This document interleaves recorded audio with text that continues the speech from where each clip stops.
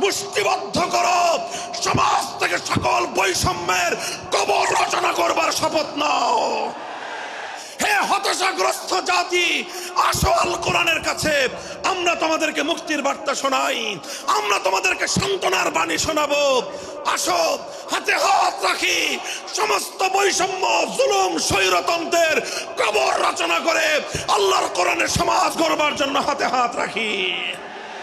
যদি ইনসাফ কায়েম না করা যায়, ইসলাম অনুসরণ করা যায় না, যদি বেইনসাফের বিরুদ্ধে লড়াই না করতে পারো, মিথ্যে মুসলমানিত্বের দাবি ত্যাগ করো। তুমি যদি ইনসাফের জন্য যুদ্ধ করতে না পারো, তুমি যদি বৈষম্যের বিরুদ্ধে লড়াই করার হিম্মত না রাখো, মুসলমানের মিথ্যা দাবি করা ভণ্ডামি ছাড়া কিছুই নয়।